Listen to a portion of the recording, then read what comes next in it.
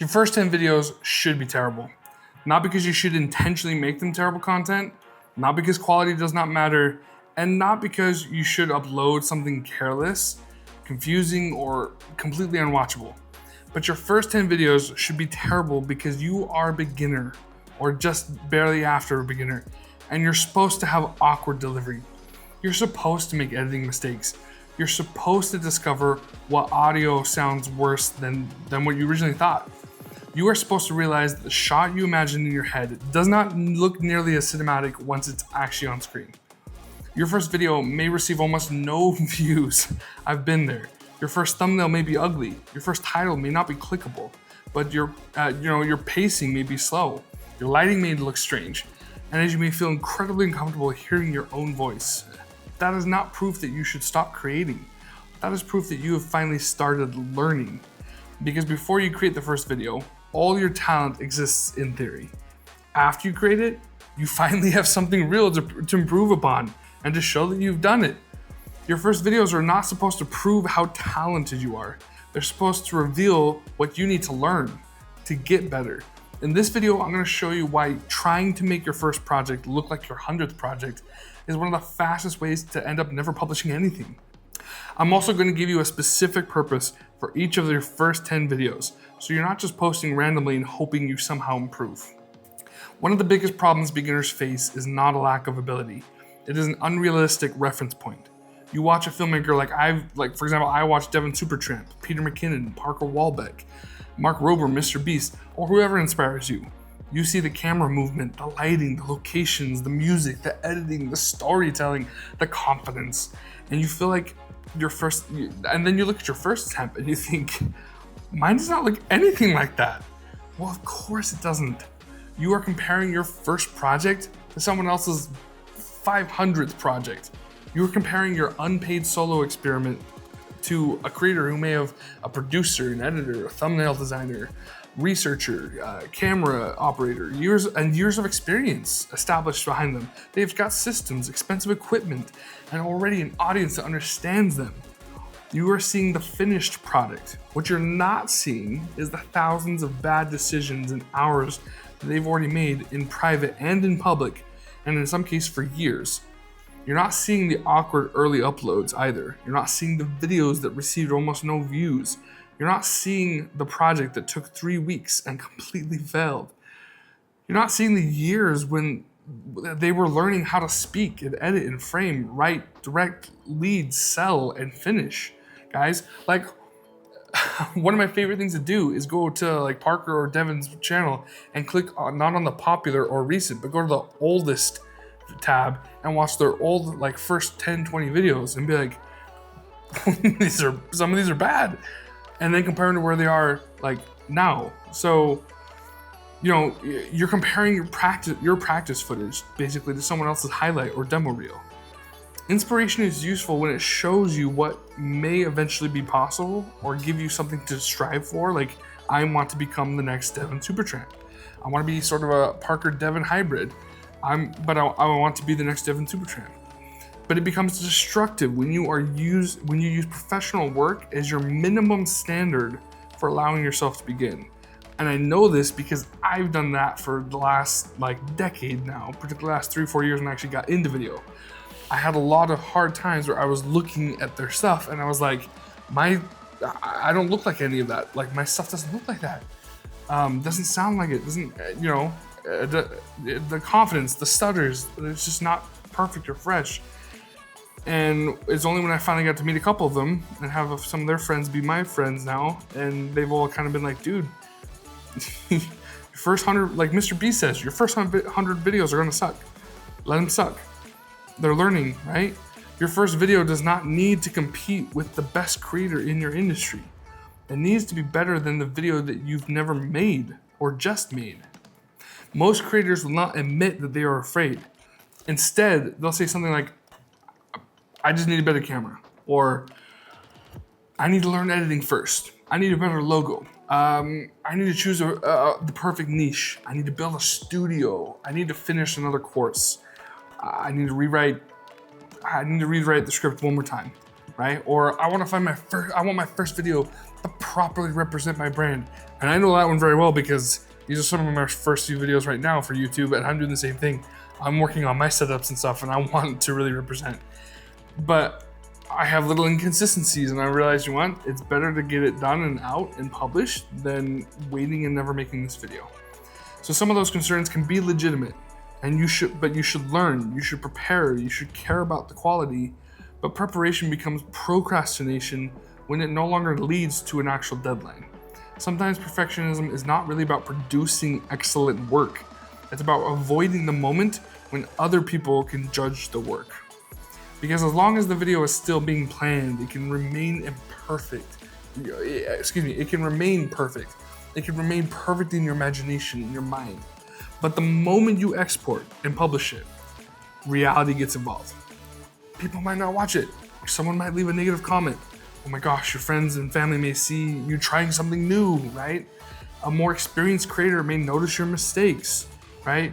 You may discover that the idea was not as good as it felt inside your head, and it is uncomfortable. I get it. Perfectionism, though, lets you feel productive without forcing you to actually become visible and become productive. You can research cameras for 6 hours and feel like a filmmaker. You can redesign your logo and feel like a business owner. You can watch 20 tutorials and feel like an editor. But eventually, the only way to become a creator is to actually create something and finish it, to allow it to exist outside your own head.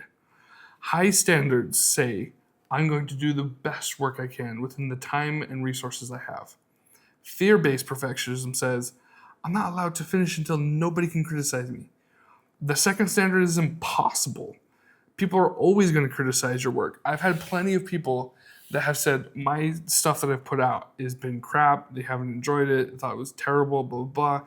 And those exact same videos or content, I've had 2 or 3 times the same amount of people come back to me and say, oh my gosh, Dan, I was bawling when I watched that video.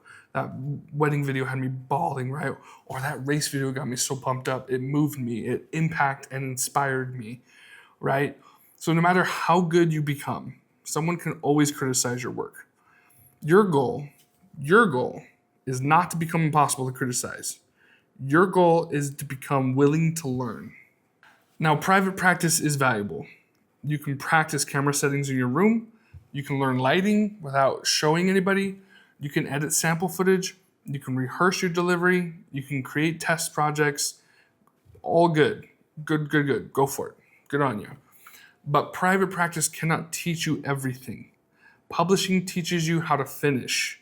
And finishing is a completely different skill from just starting or coming up with the idea. Publishing forces you to make decisions. Which take are you using? Which music tracks work best? Is this section necessary? Is the video finished enough? What should the title be? What should my thumbnail communicate, right? When does the project stop being improved and start being delayed, right? So publishing teaches you how to meet a deadline. It teaches you how to let go. It teaches you how to handle feedback. It teaches you what people actually understand. Not only what you intend them to understand. It teaches you what causes somebody to click. And it teaches you where viewers stop watching, right? And it teaches you how to emotionally survive releasing something that isn't perfect. And it's not going to be. You do not truly learn how to publish by endlessly preparing to publish. A video sitting on your hard drive cannot teach you how an audience is going to respond. It cannot generate a conversation. It cannot attract a client. It cannot become part of your portfolio. It can't help somebody, and it cannot give you the confidence that comes from completing something difficult. A finished and perfect video has more educational value than a perfect video that only exists in your imagination. So here's the mistake most beginners make. They try to fix everything in every video. They want professional lighting right away, professional audio right away, cinematic camera movement, great storytelling, confidence, and confident delivery, fast editing, a perfect thumbnail, a clickable title, strong audience retention, and thousands and millions of views. That is too much to learn all at one time, guys. Instead of giving each of your first 10 videos or each section, each group of 10 videos, one primary job to fix, right? Instead of trying to do everything at once. So video number 1, this is the list I'm going to give you guys on what to work on. Video number 1, you just need to focus on finish something, right? The purpose of your first video is simply to finish. Choose a manageable idea, film it, edit it, export it, publish it, be done. Do not turn your first upload into some 30-minute documentary with 12 locations and actors and visual effects and drone footage, right? And making a 3-month pre-production schedule, a 3-month production schedule. Your first win is proving that you can move from an idea to a completed project, right? Video number 1 teaches completion. Video number 2 is fixing the audio, right? After publishing the first video, listen to it. Like, honestly listen to it. Is the voice difficult to hear? Is there echo? Is the music too loud? Is the wind destroying the recording? And sometimes there's some things you just can't really help. For example, right now, based on my settings and the temperature of the area I live in and the apartment and stuff I've got a computer that whines a little bit. It's not ideal. Now, you probably haven't noticed it until now. Now you're probably going to notice it for the rest of the video.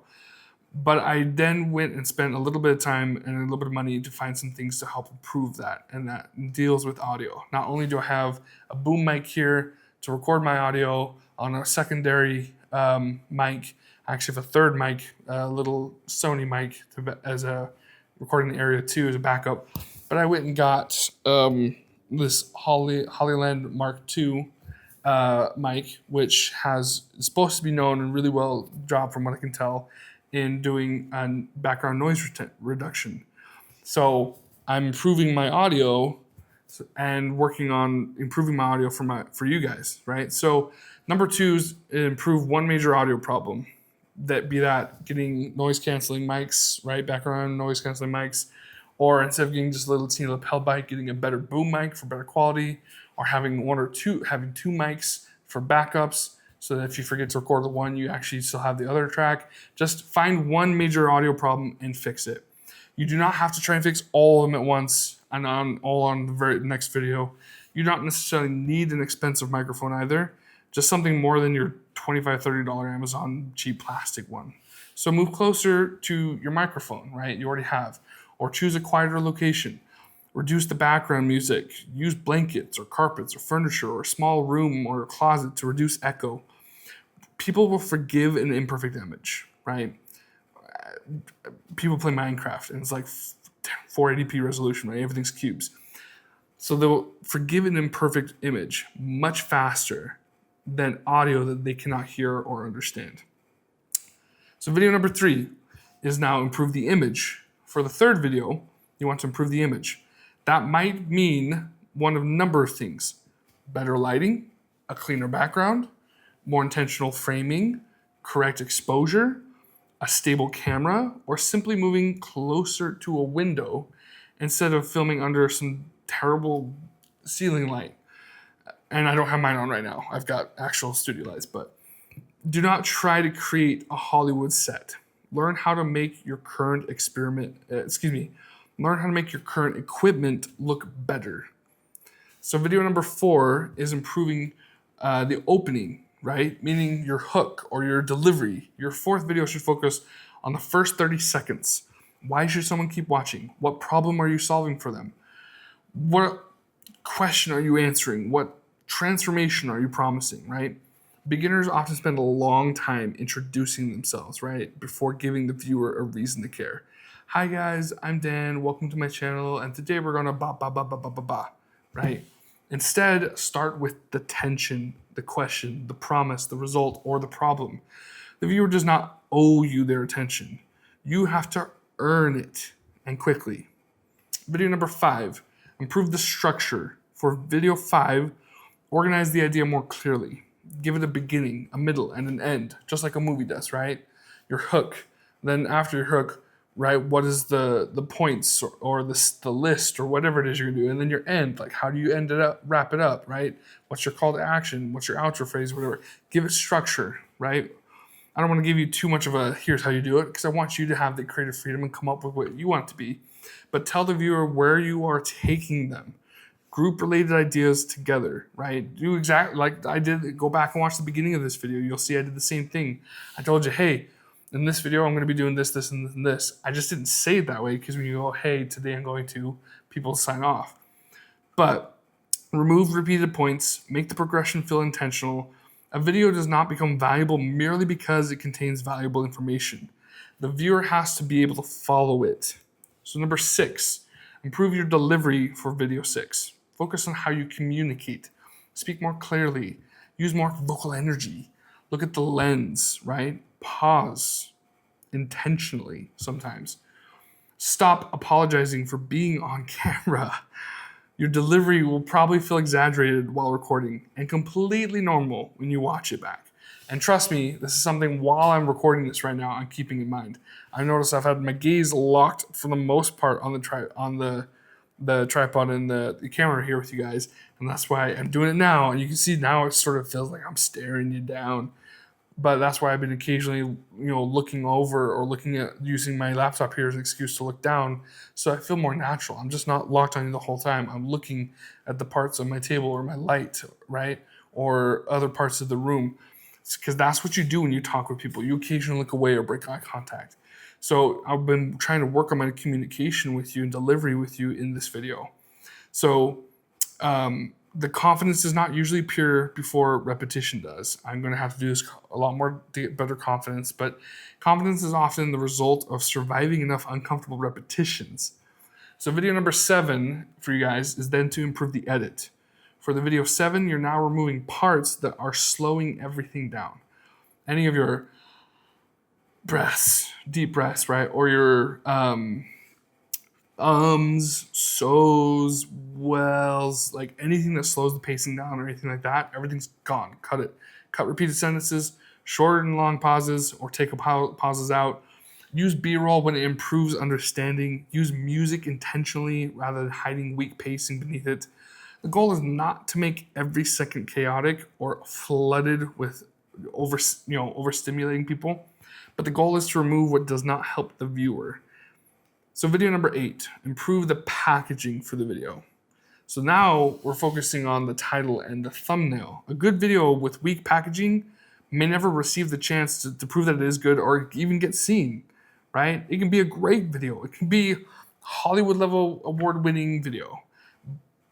But if your title isn't that great and your thumbnail isn't attractive enough to get people to look and click on it, it can't prove that it's that good. It's not going to go anywhere. It's not going to be seen. So the title should create a clear promise, question, or tension, or curiosity gap.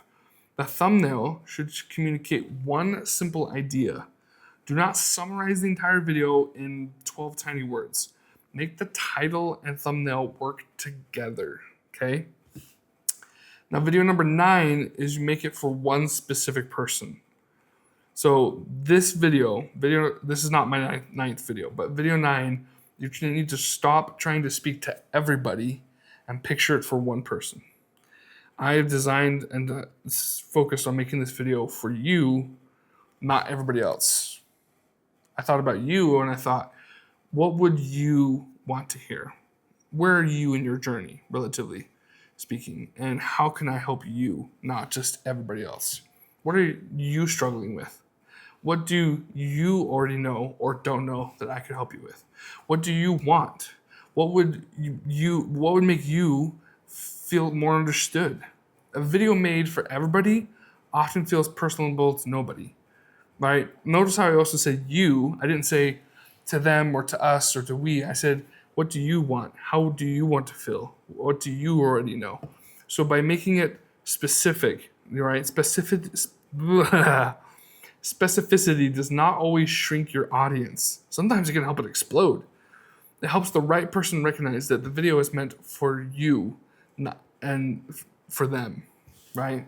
So number 10, combine the lessons, right, all together now. So video 10 is where you now make an attempt to try to combine everything you've just learned so far from all the other videos, finish the project, improve the audio, improve the image, create a stronger opening, organize the structure, improve your delivery, tighten the edit, package it clearly, and make it specific for a viewer.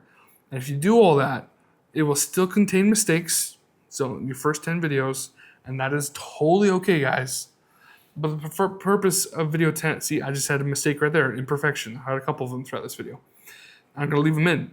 The purpose of video 10 is not to become a master. The purpose is to prove that you are no longer the same creator who made video number 1. Do not try to fix 20 weaknesses in every project or in every video. Just choose one major improvement in the next video and complete another repetition. Thank you guys so much for making it this far in the video.